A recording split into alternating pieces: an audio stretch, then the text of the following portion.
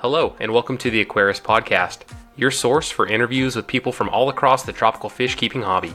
I'm your host, Randy Reed. Please subscribe and check out all previous episodes on Podbean, Stitcher, Google Play, iTunes, or AquariusPodcast.com. You can also check out additional content by following the Aquarius Podcast Facebook, Instagram, and Twitter accounts. If you like what you hear, please rate and leave a review for the show. Enjoy the interview.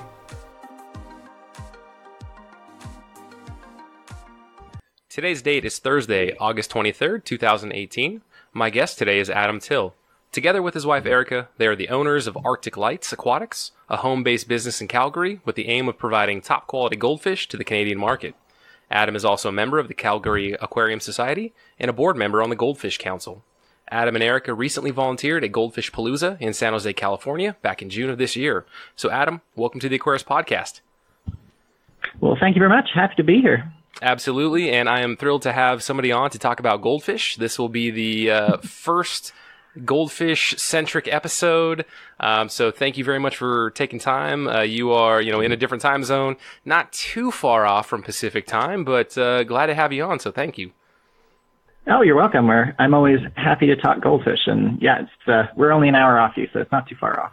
All right, so my first questions for you, Adam, are going to be around Calgary. So we're not even going to start this episode off, and we're not even going to talk about fish. I have been to Vancouver several times for work. I've been to Toronto several times. I've been to Montreal once. Granted, that was in the wintertime. It was covered in snow and really didn't get to experience Montreal. But I've never gone to Calgary. So I want you to be kind of the tourist bureau of Calgary and, sell me on a visit to Calgary and just kind of what Calgary is all about. Sure, I can definitely do that. So Calgary is in Canada, obviously. We're in the province of Alberta. We're just sort of about 45 minutes east of the Rocky Mountains. And most people know Calgary mainly for either the Calgary Stampede, which is kind of our big Western festival of ranching lifestyle and party madness all wrapped up into one. And then we've either got our proximity to Banff. Banff is sort of known worldwide as a tourist destination in the Rocky Mountains, and we've even got the privilege of having some pretty high-class facilities here. So the city actually hosted the Olympics in 1988, so we've still got some of the sports training facilities, and we've got Spruce Meadows if you're an equestrian, and all kinds of different things. So lots to keep us busy, and we really enjoy living here, other than the winters, which are a little on the rough side. Oh, awesome. Thank you very much. And I completely caught you off guard with that. I did ask you a couple of Calgary-related questions before we kicked this interview off, but I'm definitely very fascinated. I love hearing about, people's locations and locales, and given that I've never been there, I'm definitely fascinated. Calgary Stampede, I don't know about the party aspect of it, but that sounds like it's just a good time in general. So, I don't know, maybe we'll see if my travels can get me up to Calgary one of these days. Well, you've always got a place to stay if you need it, so we're always happy to meet other fish people, for sure. Dude, that's half the battle, Adam, man. I think, all right. We're definitely going to stay in touch then. Excellent. All right, so let's get back to the meat and potatoes. Hopefully not very many people have switched off this episode since we started talking about, geography and cities as opposed to fish. So Adam, where did it all start for you? How did you get your start keeping tropical fish? For sure. Well, we, like many people, my wife and I actually both had fish as we were kids, and neither of us particularly appreciated it.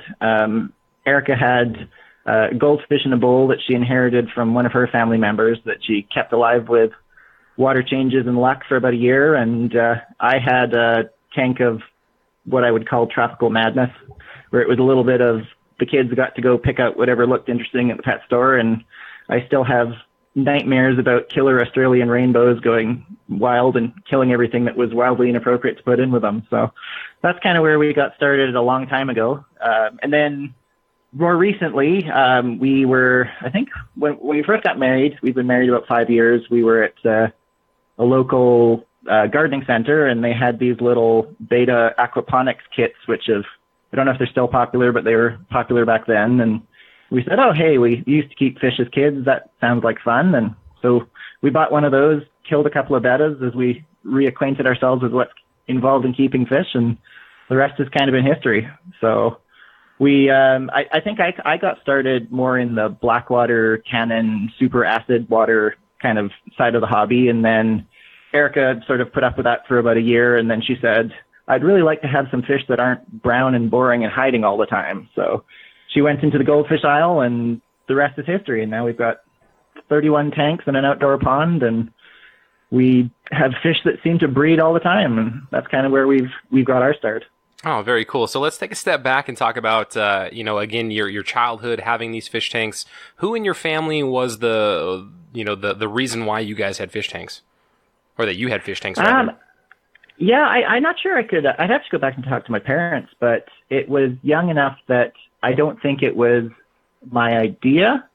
But at the same time, my parents weren't fish keepers by any stretch of the imagination either. So I think it was just sort of part of teaching kids about responsibility. We had hamsters and cats and all sorts of different things. And then the fish tanks were around for, I want to say about a year. And then it just became, I think it was too much work for my parents, to be perfectly honest. Yeah, between kids and animals and, whether they're aquatic or, terrestrial animals, I mean, the responsibilities start to pile up for sure. Yeah. And then, I mean, we've always had animals in the blood. So whether it's fish, or we are also pretty serious horse keepers. So we've always liked to have animals around. It's as soon as we could afford to have it on our own, we definitely brought them back into our lives. Oh, very cool. So now, what do both of your parents think of Arctic Lights and what you guys have done, with your passion? Well, my dad is a wastewater engineer, so he's been invaluable in, plumbing in all the auto water changes and that sort of thing. And Erica's father is an electrician by trade, and so he's been very helpful on that side of things. And other than that, I think they think we're a little bit touched, but they're very supportive, we're going to say. And I think I've managed to successfully convince Erica's parents that, or not convince, but sort of teach them how to hatch baby brine shrimp while we're away and all that sort of thing. So they're actually very supportive. I have to give them a lot of thanks and praise. Oh, very nice. So yeah, that's definitely the recipe for fish room success, right? You've got wastewater, kind of that plumbing expertise mixed in with the electrician on the other side, and that's like we're going to set up a fish room, and it's going to be awesome, and it's not going to cost us an arm and a leg because we're going to be able to consult with family members. So good on you for kind of stumbling into that, I guess. Yeah, for sure. And then all right, so Erica, she strolls down the goldfish aisle, she sees these guys and, falls in love. What were some of the first goldfish that you guys kept? Well, we were a little cocky, as I think a lot happens to a lot of people. So we kept a bunch of sort of less demanding fish, I'm going to say. And then she fell in love with some really interesting looking Arandas, and particularly we're quite blessed to have some pretty good local fish stores. So we were spoiled for choice at the time. So I think that the decision was roughly, I think we've got a 20-gallon tank at home. I think we have an extra sponge filter. I'm sure it'll work out. And from going from keeping very undemanding fish like Corys and Ottos to going to keeping goldfish, even though I was a fan of testing and doing all the good things that you're supposed to do, they still ended up coming down sick with ammonia poisoning. And it was a bit of a school of hard knocks to learn what was involved in keeping some of the more, I'll say, sensitive varieties of goldfish happy. So, and we've definitely had more than our fair share of issues as we've imported fish and we've brought fish in from the States and done all sorts of things there. So, but we've learned quickly and life is good now. And so I guess at what point, as you're going through this goldfish progression, you're realizing that, there's more to keeping these fish than what you originally thought. Did you start to make that turn towards, hey, we're kind of good at breeding these fish. Sure, we've had our ups and downs with them, but, we're starting to get more than we actually want as hobbyists. I guess, how did you decide that, you wanted to form Arctic Lights, and start, setting up a business? Sure. For us, it's being up here in Canada, we have the privilege of being very close to you folks in the States where you have access to all kinds of wild and exotic varieties of fish, but being not quite able to get hold of them in a lot of cases. So for us, it was a little bit of meeting our own needs, where if we wanted to have access to some of these amazing fish, we would have to import them and sort of create our own lines, or just wanting to share that with other people here. So, I mean, as soon as we had a couple of spawns and we were able to sell the fish locally and that sort of thing, and then we had a little bit of demand, and particularly as we started to make the effort of actually driving down to the States to bring in some breeding stock, we had quite a few people that were interested, and we've actually been very lucky to start keeping some quite exotic lines of fish. So it's just, at this point, we've got access to some really good fish, and it seems like a shame not to share them with other people. So it's more of a passion project than what I'd call a serious commercial enterprise. But our goal is basically to make some of the fish that are more available in the States just as available up here, even though shipping costs are a little bit higher, and we've got a tenth of the population in a country that's physically bigger than you folks. So.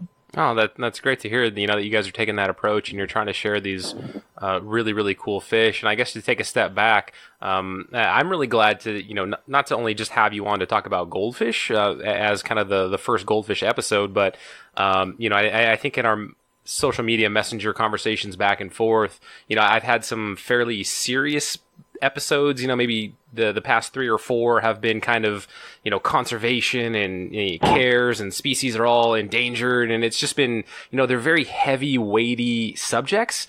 And it's not that talking about goldfish isn't an important conversation, but I think it's going to be more in the, you know, true hobbyist, fun, ornamental side of things. So, granted, I think one of the fish that we'll talk about, there is kind of a conservation story, is odd as that sounds with goldfish, but I guess it's kind of an aside to the listeners of this. This is, you know, this is something I'm looking forward to, as, you know, a conversation where we can just kind of have fun and talk about goldfish.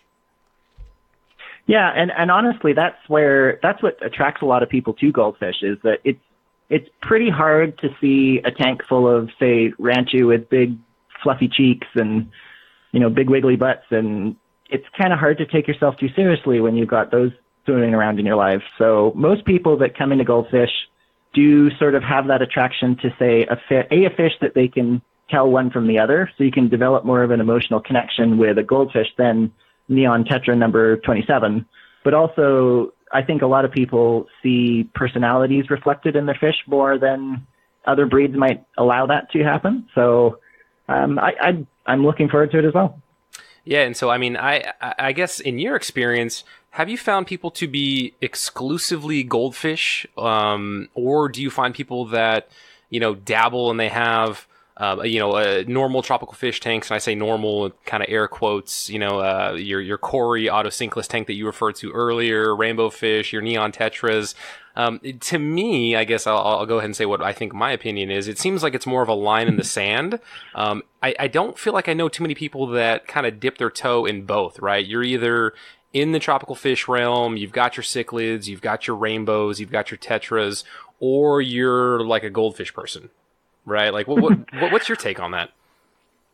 I think that's probably fair. I mean, I'm obviously biased because I tend to keep company with breeders that are very serious and that sort of thing. And though most people have got a few peripheral fish to, say, take care of culls, because that's sort of the reality of being a goldfish breeder. But I think they tend to be, it's like killifish people, is it sort of becomes a bit of a habit forming experience. And then once you've got, you know, a fun aranda, you want to see what a butterfly telescope looks like or something like that. So, and it is a little bit of a lifestyle adjustment too. So once you've sort of made your peace with doing 50 or 80% water changes at least once a week, I think the hobby tends to sort of polarize people a little bit, and not necessarily in a bad thing, or in a bad way, I should say. Yeah, sure. And I mean, and I guess maybe I'm one of the people that's kind of, you know, one foot on both sides of that line in the sand, and that, you know, I've shared it before with the audience and with previous guests, that to kind of get my wife, who was my then girlfriend at the time, you know, into the hobby, I actually set up a 55-gallon fancy goldfish tank. We had a ranchu, we had oranda, we had a moor, and I want to say we had a lionhead. You know, we absolutely love that tank. I used, so the company 3M, they produce this, it's like a decorative sand that you put in the siding of pools, as you're kind of, you know, God, I don't even know the terminology here, but you're just going to lay it in the surface of the pool, and it gives you that nice, refraction or whatever it is. Very colorful stuff. And so, we use turquoise. We use this turquoise 3M pool sand stuff with fake white coral in there. And it's just like the goofiest decorated tank, but with those fancy goldfish in it, I mean, it was an absolute blast, and I love that tank. And actually in my garage right now, I have a 210 gallon tank, and the plan for that is to actually have it be a fancy goldfish tank. And ideally, if my wallet doesn't just blow up on me, I would love to stock that sucker with ranchos. I think that would just be amazing to just see a ball of ranchos just doing their thing and having a good time. Well, you never know. I mean, if we end up driving down to Goldfish Palooza 2019, we might have to drop some off for you on the way by. Oh man, now we're talking. Now we're definitely going to stay in touch. This is awesome, Adam. All right, so let's get back on onto Arctic Lights, and let's talk about what are you currently breeding right now. Just walk us through what you're what's in your fish room. Sure. So at the moment, we've got quite a few spawns going, too, and which is a little bit unusual being this late in the year. But as we were experiencing this year, we've had more than our fair share of smoke and heat. This has been an extremely hot year up in Canada. And so our fish room has been hovering in that 78 to 81 degree Fahrenheit range, which is quite warm. It's not too bad for goldfish. So despite one of the bigger misconceptions about goldfish being cold water fish, that kind of temperature is actually quite good for, number one, encouraging the goldfish to spawn, but also then to get good growth out of the fry. So at the moment, we've got spawns of Arandas, Ranchu, and that's both top view, which we would call a Japanese style of Ranchu, and a side view or more of a Thai style of Ranchu. We actually had some Arandas that spawned today. We've got some surprise babies, I'll call it. So we had a planted tank, which we sort of just let do its thing. And we took the fish out of there. And about a week later, I hadn't got around to breaking down the plants yet. And it turned out that someone had spawned in there. And we ended up with about 400 babies, which we weren't sure of the parentage of. And they're now old enough that we've figured out that it was our pair of calico moors that had spawned. So we've got some amazing color coming from even an unexpected location. So, and those are the ones that are breeding at the moment. But coming up for next year, we've got some seriously fun lines that we've imported this year. So we've got some wonderful blue egg phoenixes, which are a very rare Chinese variety. We've got some butterfly telescopes, and then on top of that, as if that wasn't enough, we've also got some of the Japanese style Ranchu, which hopefully will be ready to spawn in the spring. So it keeps us busy. Yeah, so there's a lot going on there. And man, you just dropped a couple things that I want to dive deep on, and I want to make sure I don't forget. So I guess the first would be, let's talk about top versus side view on goldfish. When I think top view, I think of koi, right? We're typically viewing koi from, the top down. And goldfish, we're obviously inherently looking at them from the side because they're in a normal standard glass aquarium. So I guess help understand why we're starting to see that, or why that is in the goldfish, and is that a new development?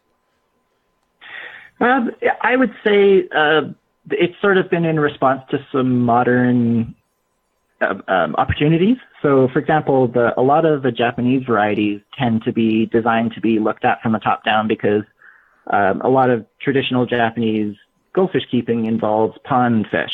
So a lot of people are at least familiar with Japanese Ranchu. So they're bred more for wen shape, which is sort of the head growth, and a tail shape, which looks very balanced and pretty, and a body length that looks pretty when viewed from the top.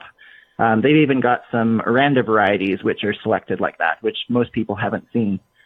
But then when glass aquariums became more available, a lot of the Chinese breeders took the opportunity to either develop independently or work with Thai breeders in order to develop fish which looked a little bit better from the side. So when we're growing out our Japanese Ranchu, they can look a little bit less balanced from the side than they would from the top, just from the perspective of they tend to have a longer body shape.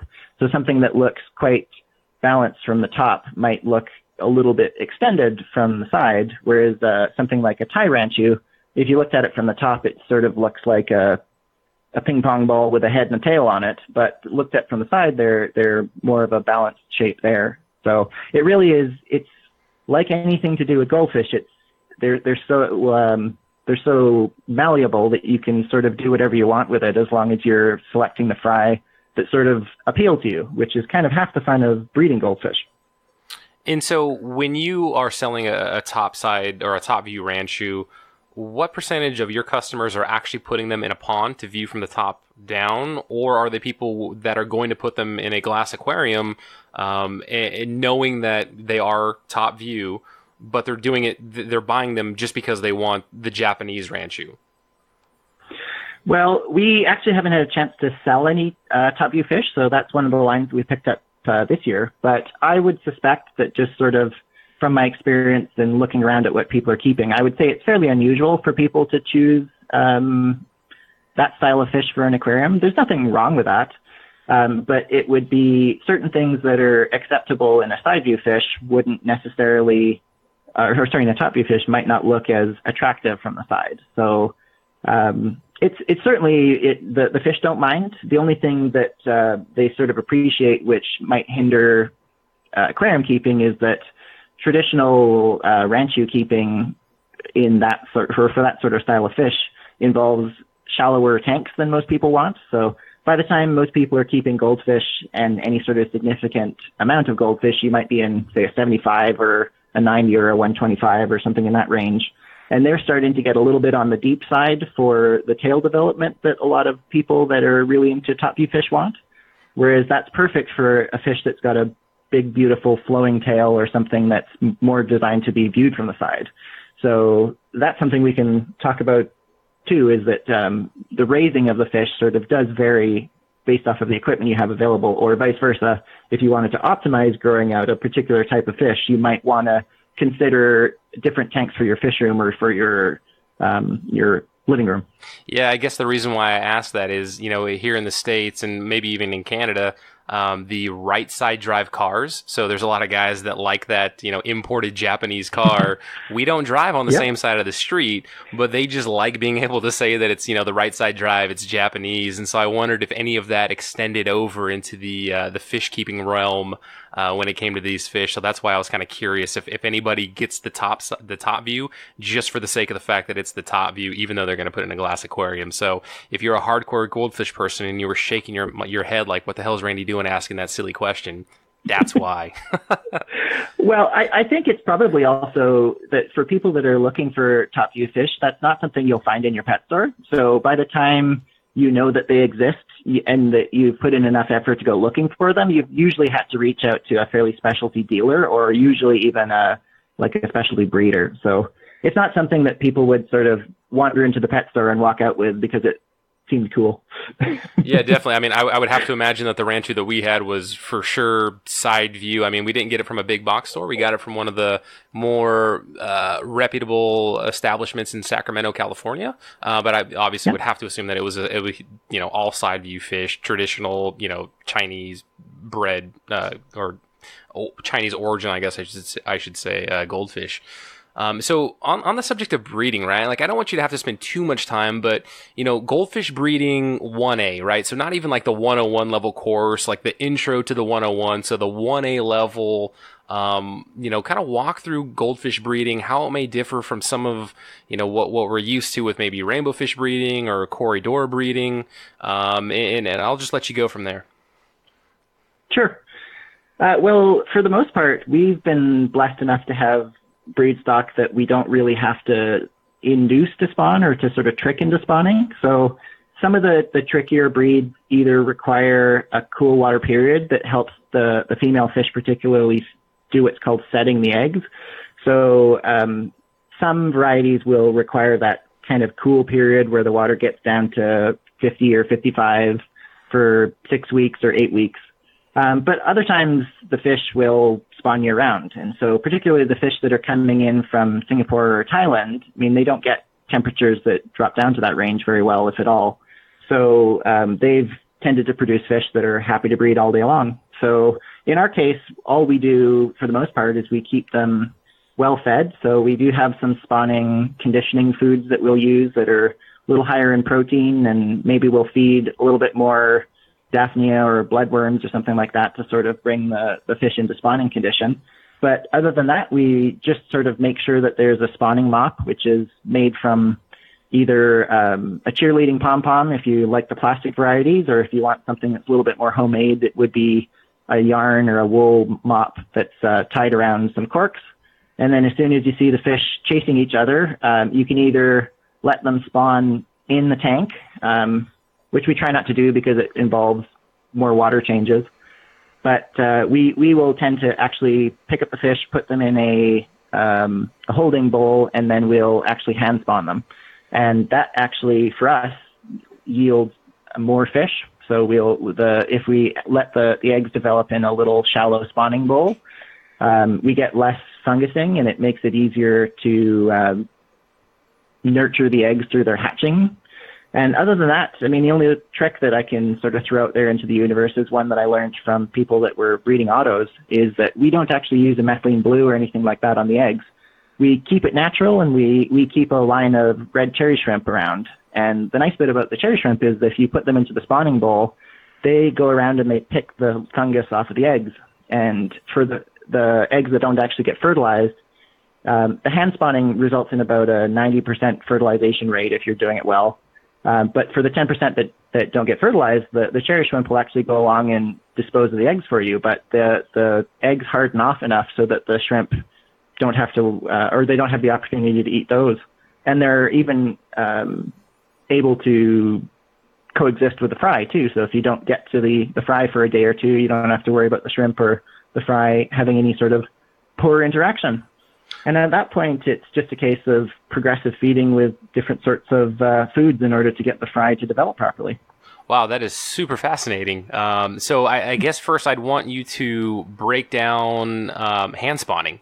So Sure. I mean, one, I would feel super scared to like even pull the fish out as they're in their normal aquarium and they're about to spawn. So you guys are actually taking these fish out, you're putting them in bowls, and you're doing this hand spawning, right? And for a moment there, I thought you were going to tell me that you were just all el natural, because I know I've seen pictures online of like, you know, people handling spawning goldfish. And so, but to hear you say that you actually do that is awesome, because I want you to talk about it. So go for it.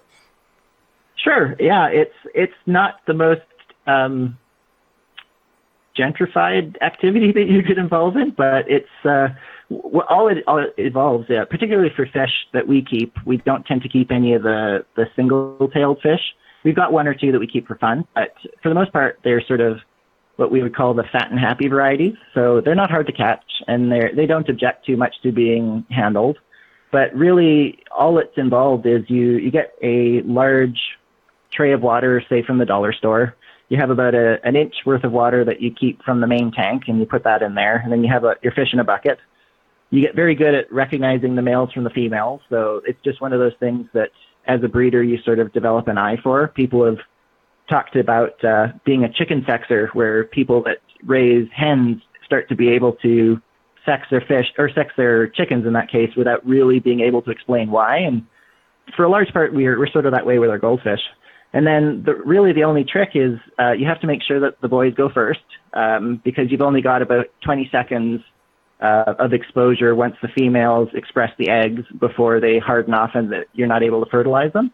But other than that, so you sort of turn the fish over and you gently rub their belly from sort of pectoral fin, or from their pectoral fins backwards. And if they're ready to spawn, the females are nice and round and plump, and the eggs come out with only sort of mild pressure. So no more than you'd really, if you're not squeamish, the pressure that you'd be willing to put on your eye is not usually any more than you have to put on the bellies of fish. And then my wife's favorite trick is that you grab the males at the end, and then they sort of wiggle their tails trying to get free, and that's the way you stir everything up together. Wow. That is awesome. Is there any Barry White or Marvin Gaye playing in the background or anything like that? Do you dim the lights at all? I think it would cross the line into creepy at that point if we did that. So what was like your first experience doing this? Like, how did that go down? Are you watching YouTube videos? Did you have like some sensei with you that, you know, is kind of guiding you through this process? Like, how do you even start doing this? Sure. Well, because we're up here in Canada, we don't have we've got a good a local club, don't get me wrong, but we're sort of off on the bleeding edge of goldfish breeding here.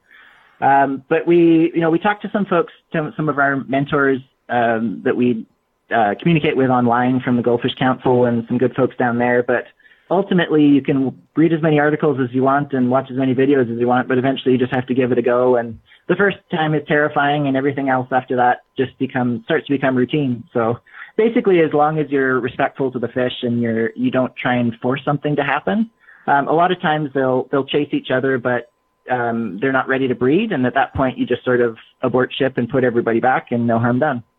Wow, super cool, man. That is really, really fascinating. I don't know how many people out there in a fish club can raise their hand if you ask them, hey, who here has done the hand spawning of goldfish? When your first time doing this, I would have to assume that you were doing this on fairly inexpensive goldfish. Like, you weren't doing this on, you're betting the farm on this breeded stock that you brought in from Japan or anything, right? Like, we're doing this on some cheaper fish. No, we actually, it's funny, we ended up, I'm not sure what everybody considers to be expensive fish at this point, because everybody's got their own reference point, but no, the first fish that we sort of bred intentionally were specially imported from Thailand. So they were not extremely expensive fish, but we also wouldn't have wanted to damage them, I'll say. Wow, gutsy. Very nice. All right, so let's go back and also talk about the cherry shrimp thing. Like, is that something you learned on a forum or just through Goldfish Council, or was it purely an accident where you stumbled upon this? I actually was quite serious about breeding autosynclus when I first kind of got back into the hobby. So after we killed and apologized to a bunch of bettas, I fell in love with autos, and because I tend to take things to an extreme, I decided I was going to breed autos. And in talking to one of the few people that had managed to do it successfully and repeatedly, that was actually one of the tricks that he used. So he kept a whole bunch of different sorts of neocardinia in the same sort of water. And up here, we've got a line of neos that we've been sort of working with for about 3 years that you can pretty much do whatever you want with them, and they'll take a licking and keep on kicking. And so we gave it a go. And the nice bit is, if you don't have eggs going fungusy on you, because we've got these fairly, in the grand scheme of things, there might be a quarter of a gallon of water in there. If you let eggs go fungusy in there, you can get nitrate spikes and things that will damage the little fry. So whereas if you have the cherry shrimp in there, it'll take care of the eggs. You don't have to worry about methylene blue, which I don't know of any side effects from using it, but also most breeders will tend to say as soon as you get fish that hatch, you want to get the methylene blue out of the water as quickly as you can. And that just doesn't become an issue if you don't have to worry about chemicals. And we do try and limit our use of sort of chemicals as much as we can, just because there's a lot of deworming and quarantining that goes into getting goldfish really healthy. And that's another thing we can talk about sometime. But the cherry shrimp are just sort of a natural alternative to having to worry about changing water or using additives. Wow. And so autosynclus, goldfish, any other egg scattering, whether it's in a mop, anytime you're gathering eggs, do you think the cherry shrimp could maybe apply to other species and genus of fish as well? I don't see why not. Particularly anytime you're not able to leave the fish to sort of raise their own young, which is most egg scattering fish, to be honest. I'm not sure I would maybe try it with something like a neon tetra or something where the egg's really, really small, but that's also just a gut feel. So I think really there's, if you've ever had the chance to handle, say, fertilized cory eggs, they tend to be quite tough. Whereas if you're trying to scrape them off, if you're trying to scrape an unfertilized egg off the glass, say if your cories lay on the glass, they'll often tear just because they don't have that fertilized shell. Right. And really, once they've been fertilized, that's nature's way of hardening them off against any sort of other intrusions. So it's actually, I don't see why it wouldn't be applicable to anybody that wanted to try it. Wow, that's super cool. So this is a huge, cool little nugget for people that are like, I guess, begrudgingly, they'll check out a podcast episode on goldfish. Try out, throw some neocaridina in if you're doing any type of, breeding, spawning with any egg scatterers. So very cool tip. So, Adam, why don't you spend a little bit of time talking about the blue egg phoenix for us? Sure. That's actually one that we feel very privileged to have in our collection. We were lucky enough that a fellow breeder out east had some available this year, and we were able to get 8 to start out our own room. And it turned out to be a bit of a fortunate event too, because the gentleman who was nice enough to share them with us actually had some issues with heat of his own. So there's not many of us that actually keep them, and the story of them coming to North America is actually quite fun, because historically they're a color variety of what's called an eggfish, and the eggfish are one of the first really highly selected varieties that came out of China. And don't quote me on this, but I believe that the blue phoenix was one of the few that was reserved for royalty there. So during some of the cultural revolutions that they had over there, a lot of these lines actually ended up being lost, or they were damaged quite heavily. And it was actually part of a cultural exchange between a Chinese group and an American group that happened a few decades ago, I think at this point, where one of the heritage varieties of American fish, which is called the Philadelphia blue veiltail, I believe, was the one that the American group provided, and then the Chinese group reciprocated with these blue egg phoenixes. And they're a stunning fish that most people probably haven't even heard of. So I know I fell in love with them the first time I saw them. And if you visit the Goldfish Council website, you'll notice that the logo is actually a phoenix. So they kind of got shared around to some senior breeders when they first came over, and most people that have had them say that they're wonderful fish to keep. They're a very, very small gene pool, so you have to be very selective in terms of what of the fry you keep in order to get good backs and that sort of thing. But they're basically a dorsal-less fish, so like a ranchio doesn't have a dorsal fin, neither do these guys.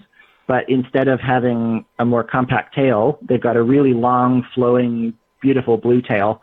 And if you see them in natural sunlight, they do actually look blue. It's more of a kind of a gray color indoors sometimes, but if you see them in natural light, they're breathtaking. Yeah, so to add a little bit to this, I mean, usually with most guests, I like to watch any of the presentations that they may have done, or a presentation on kind of the subject that we will talk about on the podcast episode. And so for this particular episode, I know personally that my goldfish game is not very strong.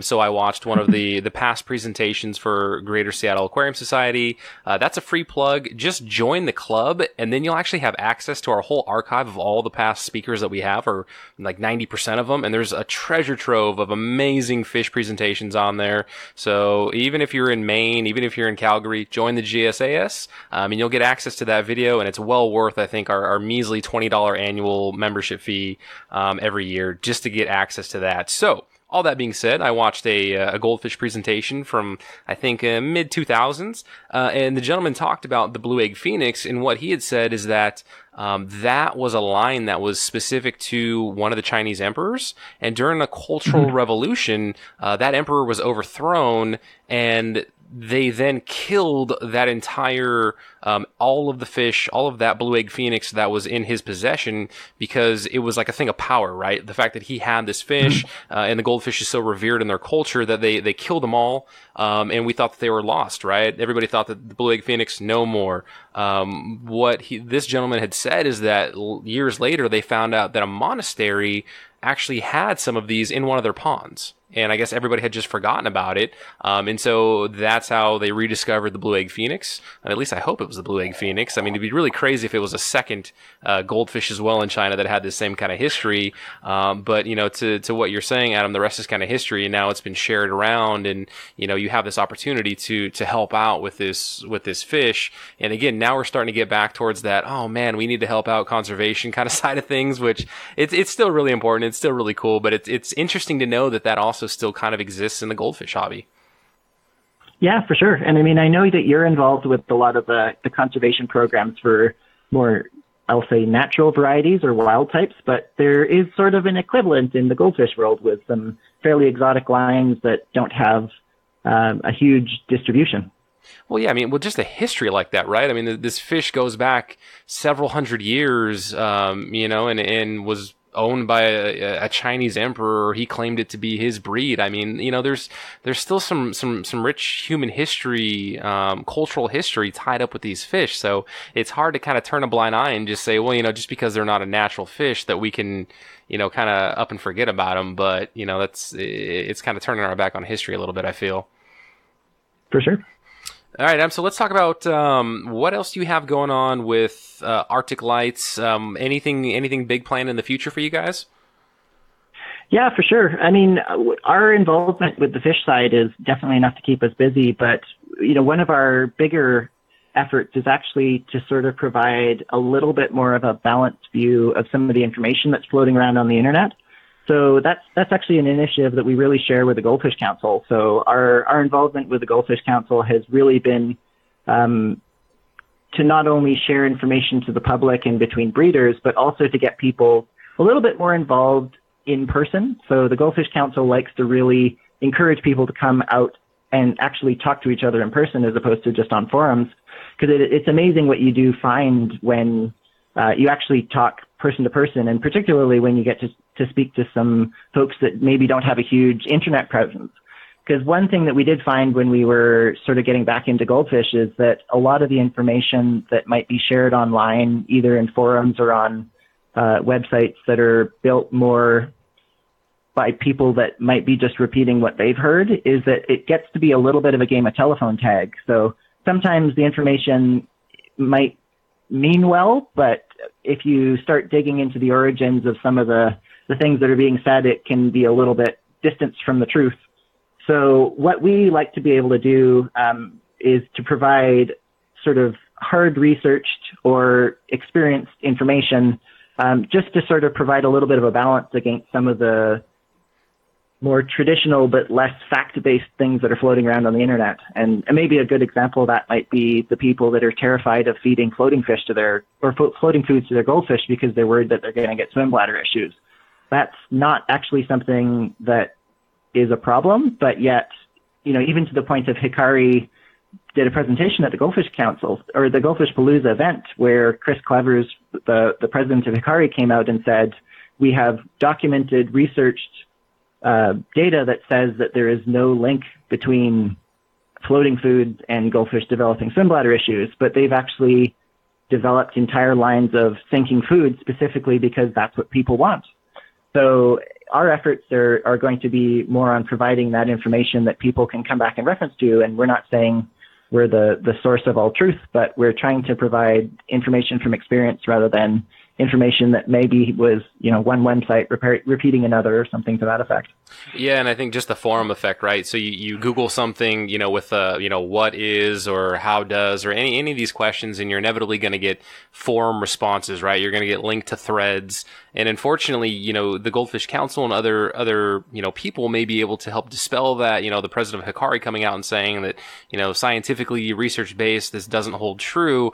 Those posts are always going to exist, right? So you're always going to have to battle the ever-present, presence, if you will, of those posts that are disseminating this erroneous, inaccurate information, unless, I don't know, maybe the forum goes under or a moderator decides to go in and clean that up because it's just, not true or it's unsubstantiated.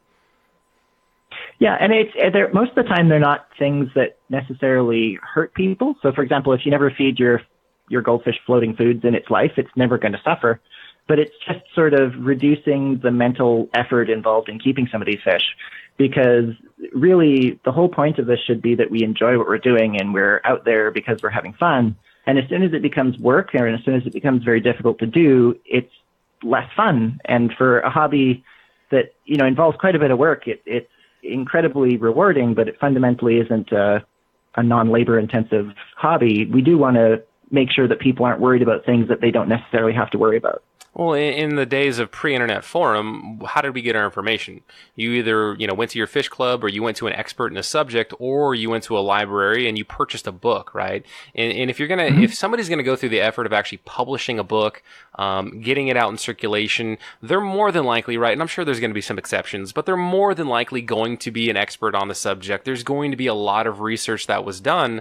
But, one of the side effects, one of the curses of the internet and the forum message boards is that it's just so easy to disseminate bad information. So it really is kind of an exercise, a gymnastics routine of trying to find the good information out there. The tropical fish hobby, I'm sure, is not alone. I'm sure iguana keepers and parrot keepers and, every hobby, every facet out there has to deal with this, where because it's so easy to go on, make a profile and post bad information or misinformation to a message board, to have to go back and counteract that, or to go through and do your research and try to filter through, do I believe this post and these people that are posting? That person's got a lot of posts associated to their name, so maybe they are right, maybe they're wrong. So it's good to hear that a body like the Goldfish Council is going through, at least for your section of the hobby, to try to clarify, to try to make things easier for experienced or new goldfish keepers. Yeah, for sure. And I find it's particularly rough in the goldfish side of things. Not to say that, any fish lover really does truly care about their fish. But it seems like goldfish people, or anybody that has the opportunity to interact with a fish where you know it almost to the level of its personality. So, a good example might be, Corey with Murphy, his big puffer there. Anytime you're able to sort of develop a relationship with a fish, just by definition, you end up becoming invested there. So I find that when people have problems with their goldfish, they really do take it very, very personally. And interestingly enough, I don't want to necessarily bring gender into things, but we do see that this is one aspect of the hobby where there's quite an equal balance between men and women, just because you've got all sorts of different reasons why you might be coming into goldfish. And it's kind of fun because in other areas of the hobby, it can be a little bit more divided, I'll say. In terms of, like, maybe African cichlid keeping is more male dominated, where you find a more equal balance of the genders in goldfish? Yeah, exactly. And it's kind of fun because you do get all sorts of different perspectives that way too. So, and what we found too, just in being able to offer fish for sale, is that, everybody comes in there with a different motive for being there, and people can really enjoy fish for a variety of different reasons. You can get really involved in the technical side of breeding, or you can just really fall in love with keeping an animal that you can greet at the tank side every morning when you go to feed them. No, I think that's a really fair observation to call out. Like I said earlier in the show, that, how I got my now wife into the hobby, or to make, to share it with her more, was to set up a fancy goldfish tank. Why? Because she didn't want African cichlids. She didn't want a frontosa tank. She didn't want, maybe she might have wanted a cardinal tetra tank, but she really wanted a fancy goldfish tank. And I don't know what it is about the fancy goldfish as opposed to some of these other fish, that, the fairer sex, if you will, and be upset that I use that terminology, that women tend to gravitate more towards a goldfish tank. And I'm sure there's obviously vast exceptions out there. I don't think Shelby Bush or Heather Burke, who I've had on the show, I don't know if they keep goldfish or not. Ladies, if you do, let me know. But women like fancy goldfish. I don't know. Maybe I'll go up and ask my wife after we get done recording this what it is about the fancy goldfish, and I'll get back to us and see what she says, and then do the same with Erica, see what her response is. Oh, I can already tell you. That Erica went from sort of being very supportive of my hobby to this becoming our passion together as soon as Goldfish came home. So she enjoys their personalities, and to the point of, I had never contemplated taking fish on a 4-hour or 8-hour round trip to the vet for problems that we've encountered, because our closest aquatic vet is in Edmonton, which is a 4-hour drive away. Yes. But, the second that she has a problem, she's up there even before I realized there was a problem. So Yeah, so let's actually close with that. Let's you have on your About Us part of the website. I think it's under Erica's bio section. Ask her about the $750 vet bill. Is that Canadian or U.S. for one of our $5? Canadian. Oh man, okay. So 750 Canadian vet bill for one of our $5 pet store fish when you meet her. So she's not on right now, but Adam, I want you to go ahead and share that story with us. Sure, that's a good one to finish off of. And anybody ever follows us on Instagram, you'll be able to see the saga of a fish called Paste. And we named her Paste because she's kind of that little kid at the back of the class that eats paste and happily keeps to themselves, and maybe not the brightest in the world, but is certainly a sweet little soul. So one of a group of fish that when we first started, I'll say seriously keeping goldfish, we decided, okay, we're going to go out and get a group of 8 young fish, and we're going to learn how to raise them. So we bought them as young as we could, and they all developed at different rates and with different appearances and all that sort of thing. And our poor little fish there was definitely the runt of the litter. So she looked a little bit small in the juvenile tank, but she was the only black fish in there at the time. So I said, well, heck, why not? And as she grew up, she started to have buoyancy issues. And so we went through the whole range of trying to figure out whether it was feeding or whether it was a bacterial infection or all the different things that you do when a goldfish has got a swim bladder issue.